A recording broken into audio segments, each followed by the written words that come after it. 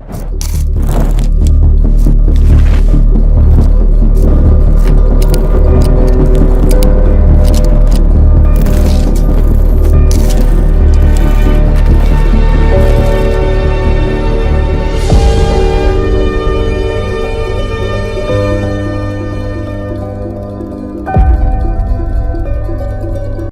Morning.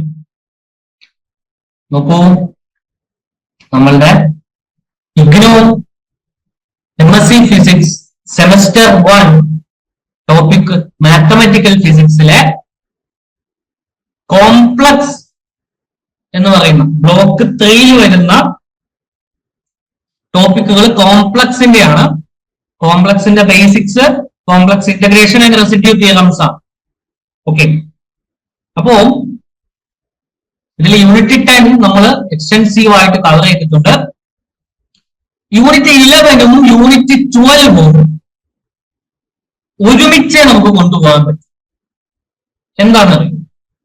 കാരണം unit 11ൽ വരുന്ന പലതും യൂണിറ്റ് 12 പഠിച്ചു കഴിഞ്ഞാൽ വളരെ പെട്ടെന്ന് നമുക്ക് മനസ്സിലാക്കാൻ പറ്റും. എസ്പെഷ്യലി റെസിഡ്യൂ തിയറംസ് ഒക്കെ വരുമ്പോൾ റെസിഡ്യൂ ഉപയോഗിച്ച് ഇന്റഗ്രേറ്റ് ചെയ്യാൻ വളരെ സിമ്പിൾ ആണ്. എന്നാൽ യൂണിറ്റ് 11ൽ അത് മറ്റു ചില വഴികളിലൂടെയാണ് ചെയ്യുന്നത്, which is quite tough. അതുകൊണ്ട് ഇതിനെ രണ്ടിനെയും മിക്സ് ചെയ്തുകൊണ്ട് അതിനൊരു ഫോർമാറ്റ് ഉണ്ട് നമ്മൾ പഠിച്ചു പോകേണ്ടത്. അതിനെപ്പറ്റി നമുക്ക് ആദ്യം ഡിസ്കസ് ചെയ്യാം. ഓക്കെ, അപ്പോ ആദ്യം നമ്മൾ നോക്കേണ്ടത് എന്താണ്? റെസിഡ്യൂ എന്ന ടോപ്പിക്കിലേക്ക് കടക്കുന്നതിന് മുന്നേ ആദ്യം നമ്മൾ അറിഞ്ഞിരിക്കുന്നത് സീരീസുകളാണ്. ഓക്കെ, സീരീസിന്റെ കൺവെർജൻസിനെ പറ്റി ഡിസ്കസ് ചെയ്യുന്ന ഒരു ടോപ്പിക് ഉണ്ട്. പിന്നെ വരുന്നത് എന്താണ്? Taylor series expansion. പിന്നെ വരുന്നത് ലോറന്റ് സീരീസ് എക്സ്പാൻഷൻ. ഓക്കെ, ഈ ലോറന്റ് സീരീസ് എക്സ്പാൻഷൻ നമ്മൾ അവസാനിപ്പിക്കുക എങ്ങനെയാന്ന് വെച്ചാല് റെസിഡ്യൂ എന്ന് പറയുന്ന ഒരു കൺസെപ്റ്റിലൂടെയാണ്. ഒരു ഫംഗ്ഷൻ തന്നിട്ട് ആ ഫംഗ്ഷന്റെ ലോറന്റ് സീരീസ് എക്സ്പാൻഷൻ എഴുതിയാൽ ആ എക്സ്പാൻഷനിൽ 1/z ടേമിന്റെ കോഎഫിഷ്യന്റ് ആയി വരുന്ന ആളെ നമ്മൾ റെസിഡ്യൂ എന്ന് വിളിക്കും എന്ന് പറഞ്ഞാണ് ആ ഭാഗം അവസാനിപ്പിക്കുക. സോ അവിടെ നിന്നാണ് നമ്മുടെ അടുത്ത ടോപ്പിക് തുടങ്ങുന്നത്. Residue of A complex function. Okay, residue കാണാൻ 3 വഴികളുണ്ട്. 3 രീതിയിലും ക്വസ്റ്റ്യൻ ചോദിക്കാം. ഫസ്റ്റ് വഴി എന്ന് പറഞ്ഞാൽ coefficient of 1/z minus z0 term in Lorentz series expansion. LSE എന്ന് പറഞ്ഞാൽ ലോറന്റ് സീരീസ് എക്സ്പാൻഷൻ. രണ്ടാമത്തെ മെത്തേഡ് എന്ന് പറഞ്ഞാൽ അതൊരു ഫോർമുലയാണ്. ഫോർമുല വരുന്നത് എന്നെ ജസ്റ്റ് എഴുതാം, നിങ്ങളിപ്പോ അതിനെപ്പറ്റി ബേജാറാവണ്ട.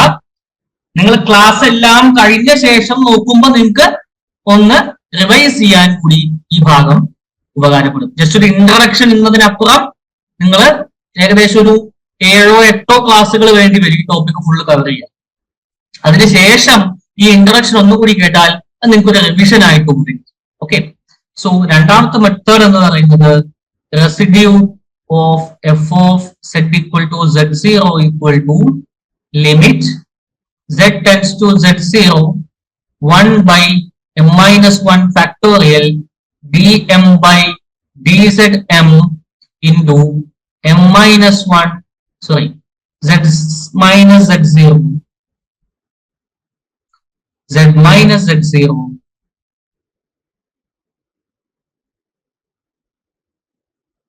raised to m f of z. ഈ ഒരു ഇക്വേഷൻ ഉപയോഗിച്ചുകൊണ്ട് റെസിഡ്യൂ കാണാം. ഇതൊക്കെ കണ്ട് അയ്യോ ഇതൊക്കെ ഇപ്പൊ പഠിക്കാൻ പറ്റുമെന്നൊന്നും തോന്നരുതേ.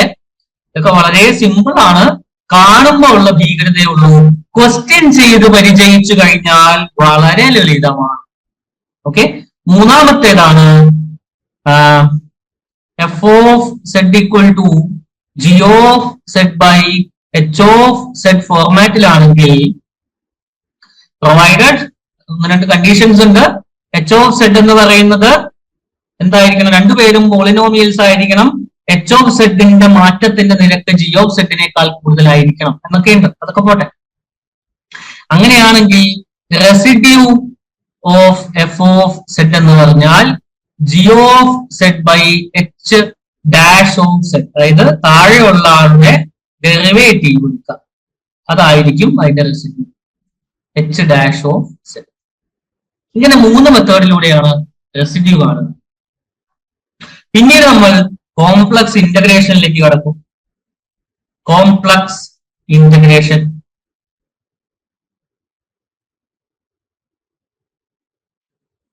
കോംപ്ലക്സ് ഇന്റഗ്രേഷനിലും 3 പരിപാടികളുണ്ട്.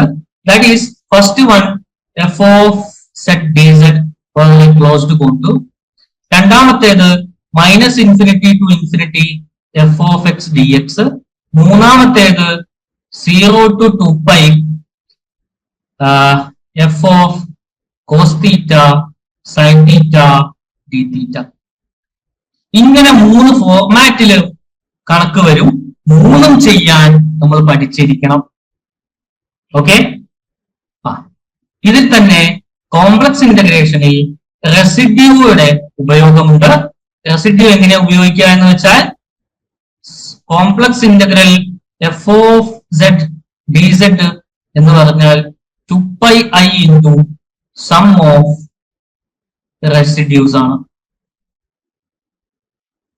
Okay, where residues are the residues of poles inside the contour.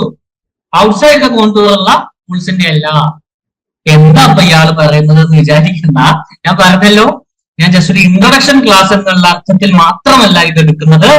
എന്താണ്, നിങ്ങൾ നമ്മളുടെ ഈ ഒരു ചാപ്റ്റർ, 2 ചാപ്റ്റർ കൂടി എടുക്കുന്ന ഈ ഒരു സെഷൻ കഴിഞ്ഞ് ഒന്നൊരു റിവിഷൻ പോലെ കേൾക്കുക എന്നുള്ള ഉദ്ദേശത്തിൽ കൂടിയാണ് ഞാൻ ഇത് പറയുന്നത്. സോ ബേജാറാവേണ്ടതില്ല. ഓക്കെ. ദെൻ ലാസ്റ്റ് വരുന്നതാണ് കൺഫോർമൽ മാപ്പിംഗ്. ഓക്കെ. ഇനി ഇതിൽ എക്സ്ട്രാ ആയിട്ട് വരുന്ന ചില ടോപ്പിക്കുകൾ ഉണ്ട്. പരീക്ഷയ്ക്ക് തുലോം സാധ്യത കുറഞ്ഞത്, അത് നിങ്ങൾ ജസ്റ്റ് ഒന്ന് സമയം ഉണ്ടെങ്കിൽ വായിച്ചാൽ മതി, അതിന് പ്രാധാന്യം കൊടുക്കേണ്ടതില്ല. Parametric form, parametric equations, derivatives,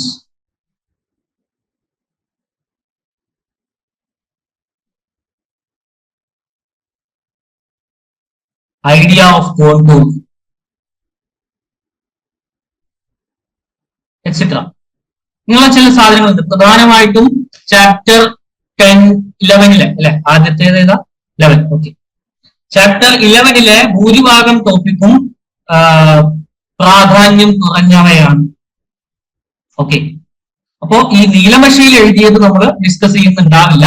നിങ്ങൾ ഇത്രയും പറഞ്ഞു കഴിഞ്ഞാൽ നിങ്ങൾക്ക് ഇതിന്റെ ഒരു ബേസ് കിട്ടി, പിന്നെ നിങ്ങൾക്ക് ഇത് വായിച്ചാൽ മനസ്സിലാവും. ഓക്കെ. ആദ്യം ഏറ്റവും ഇമ്പോർട്ടന്റ് ആയിട്ടുള്ള 4 പോർഷൻസ് ആണ്. ആ 4 പോർഷൻസിന്റെ ഓർഡർ ഇങ്ങനെയാണ്. ഇങ്ങനെ പഠിച്ചാലാണ് നല്ലത്.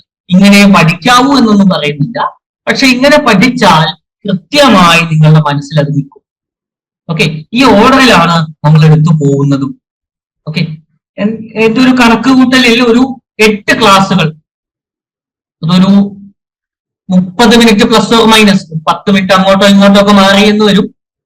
ഒരു 30 മിനിറ്റ് ആവറേജ് വരുന്ന ഒരു 8 ക്ലാസ്സുകൾ കൊണ്ട് നമ്മൾ ഈ ചാപ്റ്റർ കംപ്ലീറ്റ് ചെയ്യാൻ പറ്റുമെന്നാണ് ഇതിന്റെ 8 വേണ്ടി വരില്ല, 7 വേണ്ടി വരും. ഓക്കെ. തീരുമെന്നാണ് ഇതിന്റെ ഒരു നിഗമനം. എന്തായാലും നിങ്ങൾ കൃത്യമായി ഈ ഓർഡറിൽ പഠിക്കൂ. 2 ക്വസ്റ്റ്യൻസ് എക്സാമിന് 20 മാർക്ക് ഈ പോർഷൻസിൽ നിന്നാണ്. അതിപ്പോ ഒരു 7-8 ക്ലാസ് ഉണ്ടെന്നുണ്ടെങ്കിൽ ഒരു ദിവസം 2-3 ക്ലാസ് കേട്ടാൽ 3 ദിവസത്തെ പണി കൊണ്ട് 20 മാർക്ക് ഇങ്ങോട്ട് കിട്ടും. ഓക്കെ. സോ എന്തായാലും ശ്രദ്ധിച്ച് കേൾക്കൂ. ഓക്കെ. സോ നമുക്ക് സ്റ്റാർട്ട് ചെയ്യാം. യെസ്.